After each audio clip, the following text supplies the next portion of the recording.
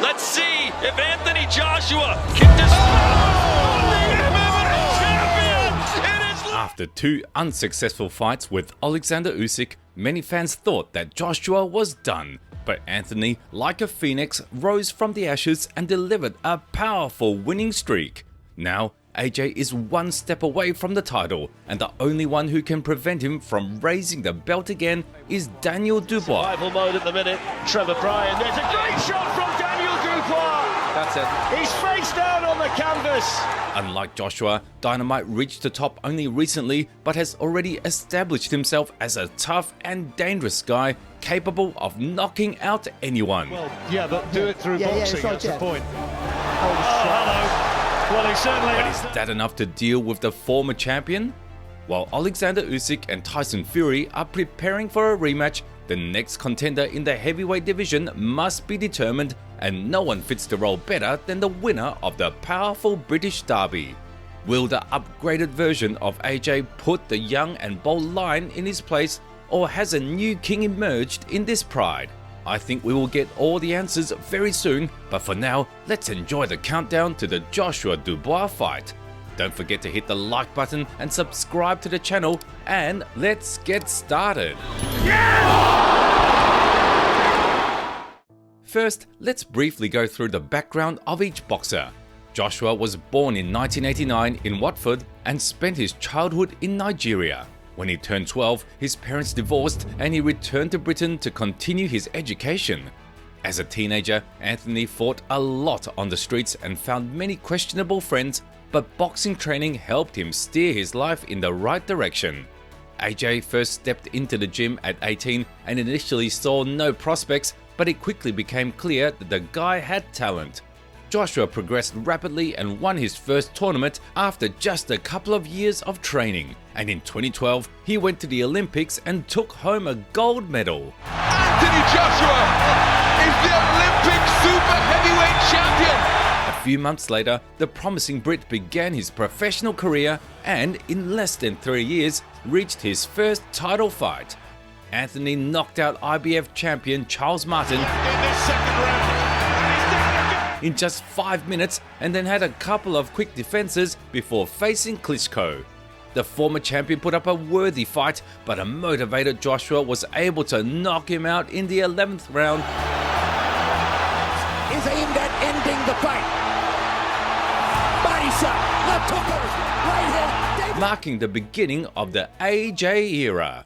For the next 2 years, Anthony ruled the heavyweight division unconditionally, but in mid-2019, he was unexpectedly knocked out by Andy Ruiz. Landing a big blow, and now another.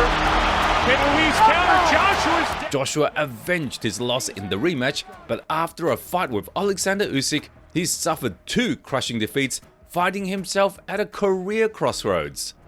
Dubois, in terms of boxing, is the complete opposite of Anthony. Daniel started training at 9 to learn how to defend himself from bullies, but the sport captivated the young man completely. During his training, the talented Brit had 75 amateur fights and won dozens of medals in tournaments across Britain. For the last year and a half of his career, Daniel was part of the national team, defending its honor more than 10 times in international competitions and was preparing to compete in the Olympics. However, his desire to turn professional as soon as possible was too strong. Dubois decided not to wait for the 2020 Olympics and debuted in 2017. There, John. Caught by the left hand, and he's in trouble and gone And down. by 2019, he had claimed the European Championship. That same year, Daniel won the WBC silver belt and a few months later faced renowned compatriot Joe Joyce. 5 secondary titles were at stake.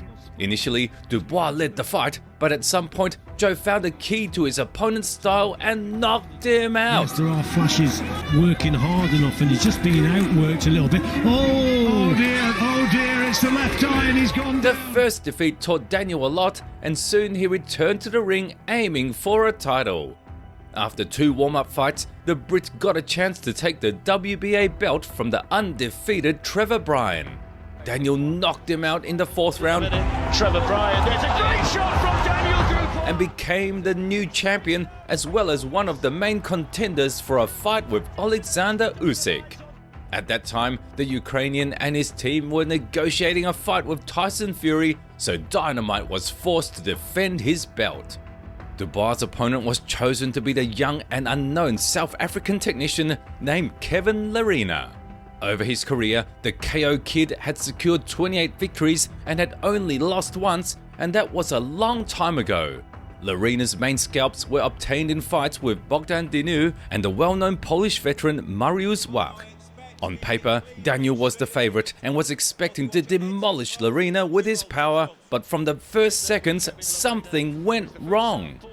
The fight began with prospects clashing in the centre of the ring. Lerena worked from a southpaw stance, tried to immediately catch the champion with his stronger hand. Dubois ducked under one of the punches but twisted his ankle, losing his balance and falling. It's been a feeling out process here. Both boxers then landing shots and Dubois down. The referee countered a knockdown and the Brit got back on his feet but soon went down twice more. Shot away from a sensational victory here. Dubois lands the left hook, but he's so off balance, and he's down for the third time, and he cannot clear his head. He can't clear his head, and his balance seems to... His knee couldn't handle the load and buckled every time Daniel tried to lean on it. Through sheer willpower, he made it to the break and then came out for the second round. Unable to attack, Dynamite moved along the ropes the whole time while the challenger followed him closely.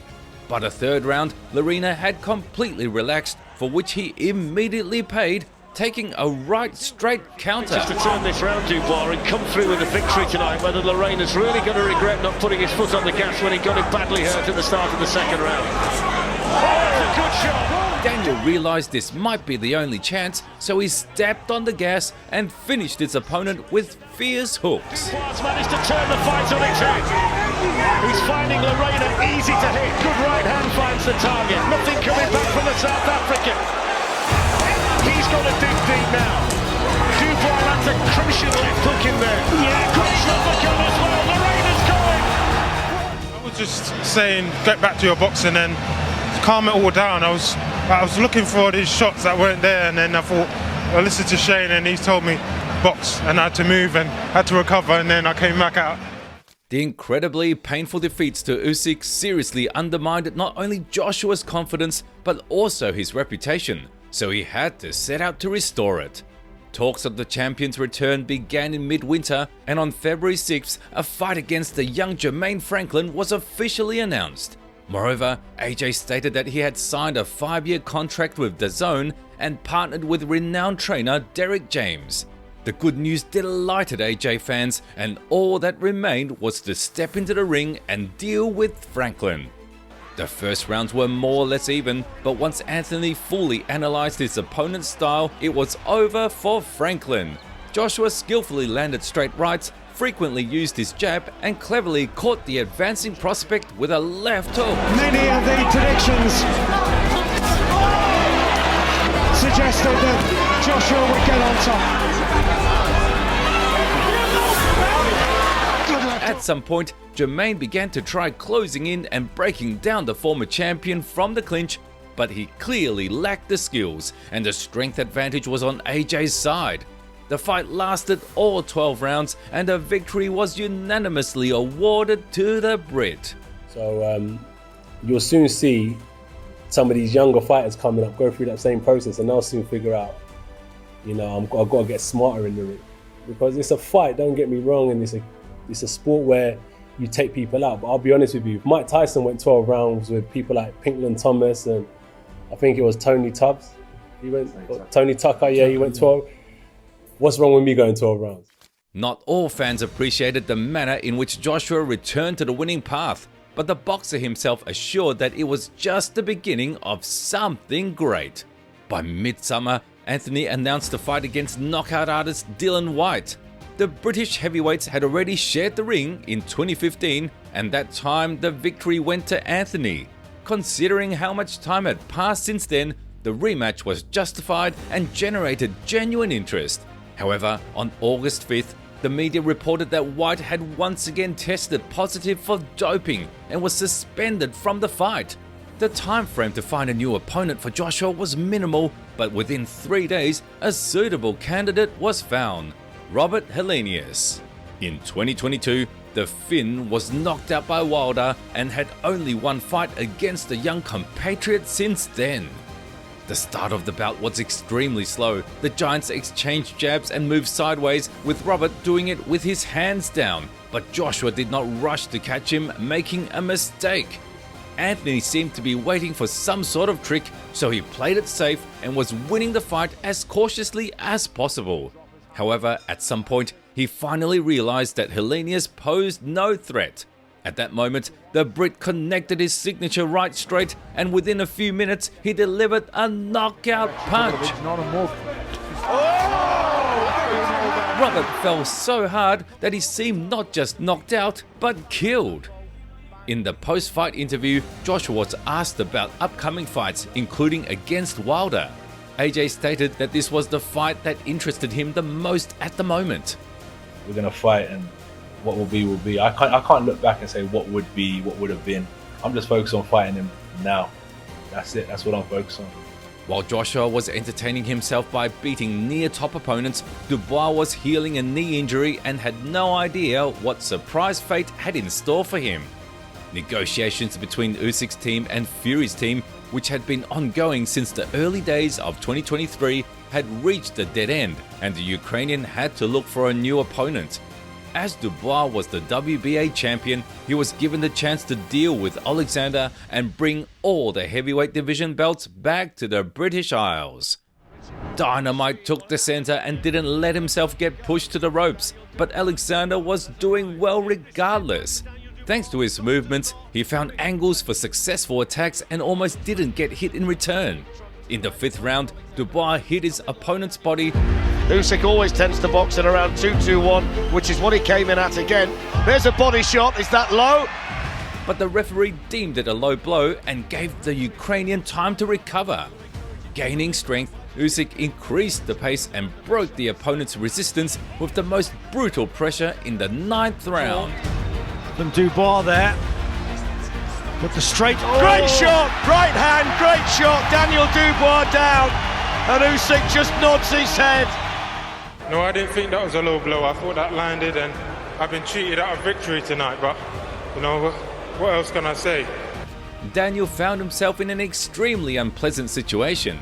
He and his team insisted that the blow was legal and that Usyk had simply been knocked out, but the experts and the public sided with the Ukrainian. Dubois accepted the outcome of the fight, but promised that one day he would still settle the score with Alexander. However, before that, the Brit had to build up a winning streak, which he set out to do. Daniel's comeback took place at the end of the year at a grand tournament in Riyadh. Over the past couple of years, the Saudis had sponsored several major boxing events, but this time they decided to go big and organize a whole evening of great fights. Dubois' opponent was the undefeated Jarrell Miller, who had only recently returned to performances after a long hiatus. Big Baby was nearly 100 pounds heavier, so he chose the most obvious game plan: push his opponent to the ropes with his weight and then finish him with hooks. Daniel didn't want to be under this tank, so he began moving from side to side from the first seconds and attacking Miller with straight punches. Dubois responded to his opponent's hooks and ducks, which worked better with each round. Several times, Jarrell managed to force exchanges at close range, but the Brit didn't let him take advantage and quickly separated. Another good decision by Dynamite was body punches, which tired the already hefty Miller. Once that happened, Daniel caught him with a right hand and soon finished him off.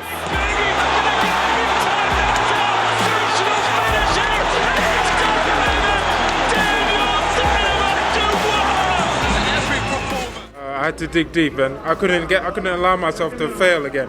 I had to dig deep, and my dad was there at ringside.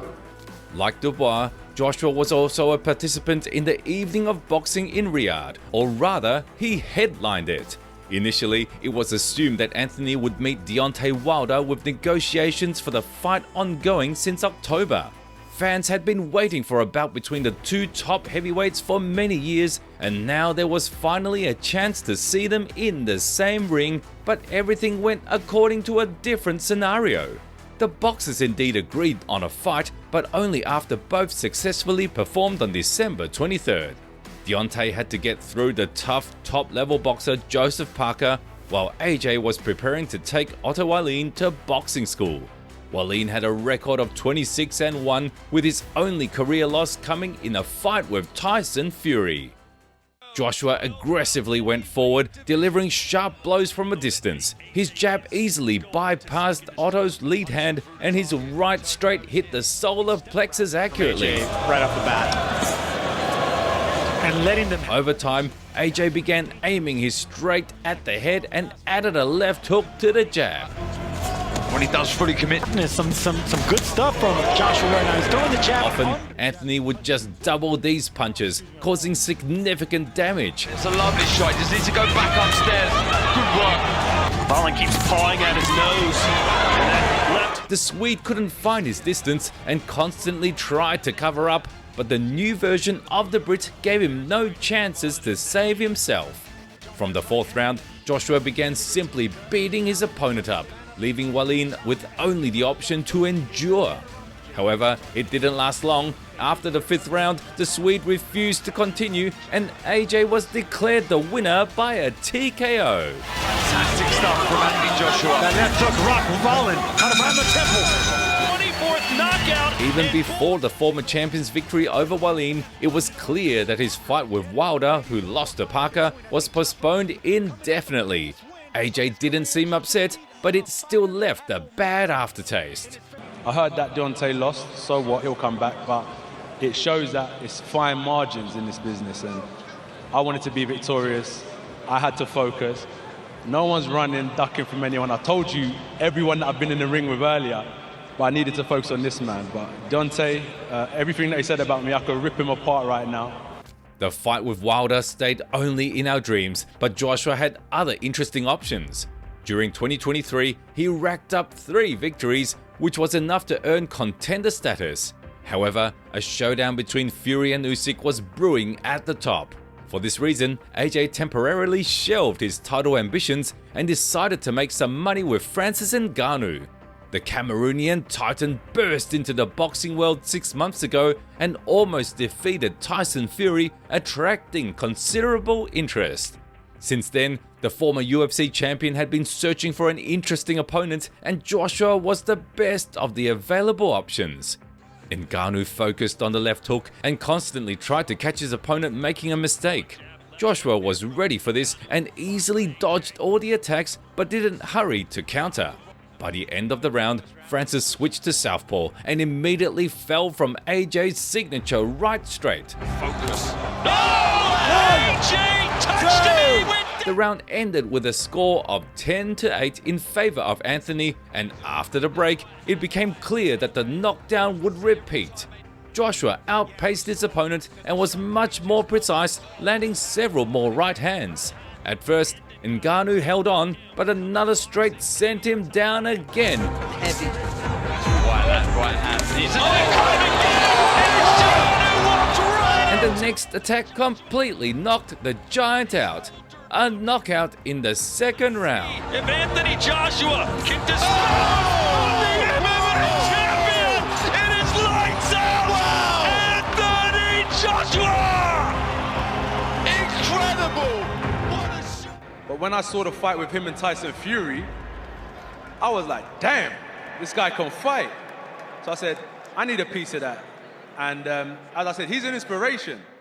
While Joshua was earning for a comfortable retirement, Dubois was looking for a worthy challenge and found it in the mandatory contender Filip Hrgovic. The Croatian was on a serious streak of 13 victories and had long been due to contest Usyk's champion status, but the latter decided to prioritize a rematch with Tyson. Left without an opponent, Hrgovic quickly agreed to fight Daniel. Hrgovic believed he could knock out a tough guy like Dubois with just his right cross, so he barely invested in other punches. At first, the punch indeed reached Daniel's chin, but gradually he learned to block it or avoid it with head movements. Once the Croatian's main weapon was neutralized, he became utterly defenseless. Dynamite attacked him with jabs, combinations to the body, and heavy counters.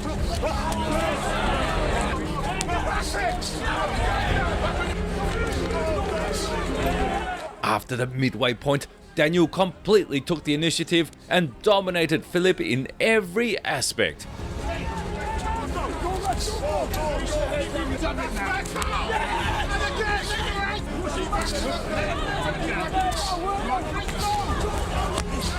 There was no doubt that a few more minutes of battle and the Brit would have secured a knockout.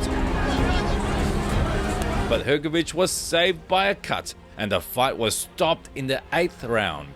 Yeah, this is a dream, you know, coming back from challenging for the world title to now getting the chance to win the damn thing outright. That's what I want. By defeating Hrgovic, Dubois became the interim IBF champion. But on June the 26th, his title became official. The IBF executives demanded Usyk face the Croatian contender, and when the Ukrainian chose the historic rematch with Fury, they stripped him of the belt. As for Daniel, he quickly found a new opponent in Anthony Joshua.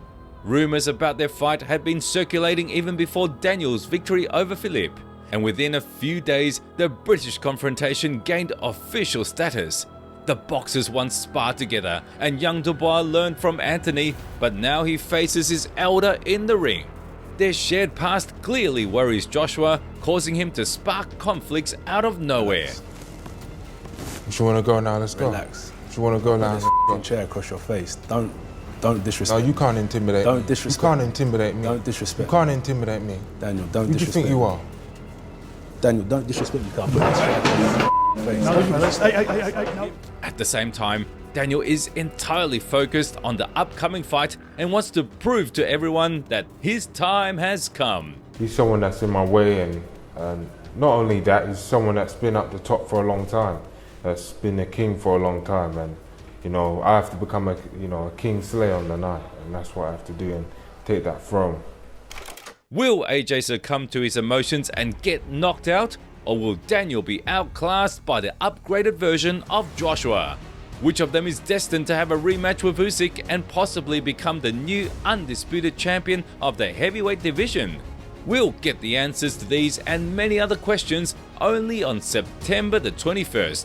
But for now, that's all.